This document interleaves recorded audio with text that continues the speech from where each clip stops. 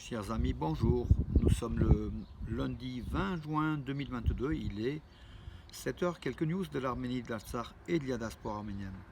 Tout d'abord, donc hier, un soldat arménien, avant-hier soir, a été tué près de Vartenis, donc dans la région de Geralkonik, au centre-est de l'Arménie, voilà, par un tir azéri. Donc un soldat, donc un jeune soldat, une nouvelle victime encore de la frontière arméno-azérie, avec des tirs provenant donc de positions azéries tout simplement. Hein.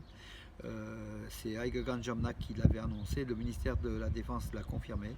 Le jeune soldat s'appelait Hrach Pilibossian, originaire du village de Buragan. Buragan en Arménie, là où il y a le centre, l'observatoire de Buragan. Hein. Voilà, ce jeune a été à payer de sa vie, donc la défense de la frontière, de la patrie, l'Arménie.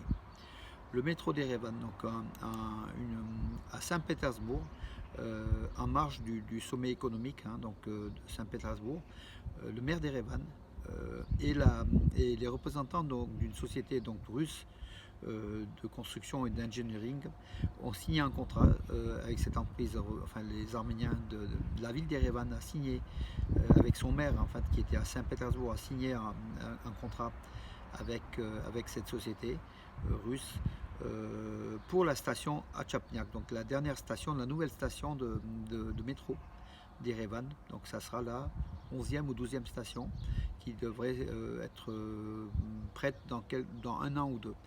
Donc le contrat a été signé, a été validé par le conseil municipal d'Erevan, a été signé par Rachia Sarkisian, le maire d'Erevan, avec cette société russe, voilà, qui va fournir les plans de construction de cette station de métro, qui est tant entendue. Donc là, c'est la première station de métro depuis l'indépendance de l'Arménie. Hein, donc voilà la nouvelle. En Azerbaïdjan, donc un soldat azéri a sauté sur une mine dans la région de Djirakan, donc Jabrail. Donc voilà, c'est un démineur. Il a sauté sur sa mine, sur une mine antipersonnelle.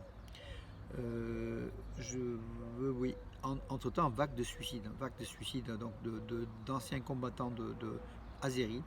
Donc il y a une vague de suicides, on ne sait pas pourquoi, sans doute c'est le stress, sans doute le fait que le gouvernement azéri ne s'occupe pas assez d'eux et que ces ex-combattants meurent dans la misère et ils se suicident. Donc on l'a noté hier, avant-hier, donc un cas, mais c'était le énième cas, donc il y a quand même cette vague de suicides est importante, c'est un phénomène donc en Azerbaïdjan.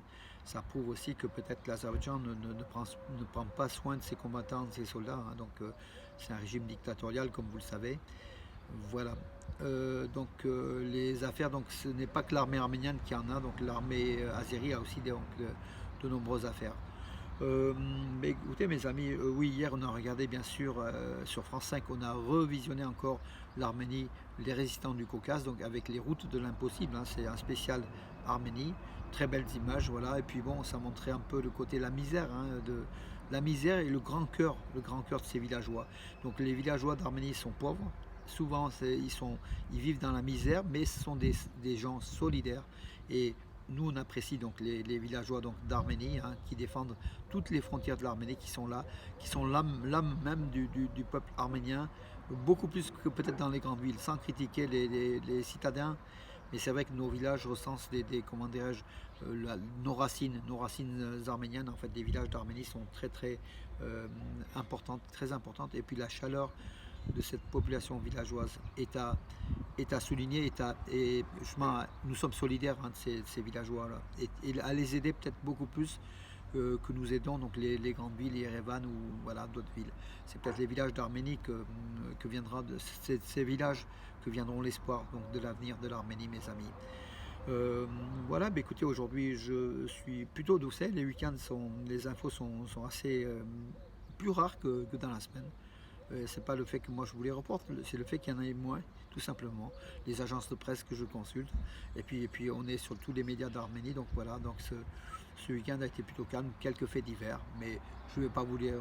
Tu vois, chaque pays il y a des faits divers, des accidents de la route, des problèmes de ce type-là. Voilà mes amis, écoutez, nous allons commencer cette semaine à la veille donc, de la fête de la musique. Nous souhaitons donc à tous les musiciens arméniens et puis français donc, et puis de la planète donc, de la bonne musique et puis surtout de la liberté, l'union, la solidarité, toutes ces belles choses qui font l'humanité. Voilà, nous sommes solidaires de l'Arménie, nous sommes solidaires de l'Artsakh, nous sommes solidaires du peuple arménien qui lutte encore dans les villes et dans les villages. Et je tiens en compte les villages, hein, puisque c'est vrai que ces derniers temps, j'en parle beaucoup des villages d'Arménie et de l'Artsakh. Et c'est parce que c'est important, mes amis. Sur ce, je vous souhaite une bonne journée. Et puis bon, on aura peut-être moins chaud aujourd'hui en tout cas. Bonne journée et à demain, mes amis.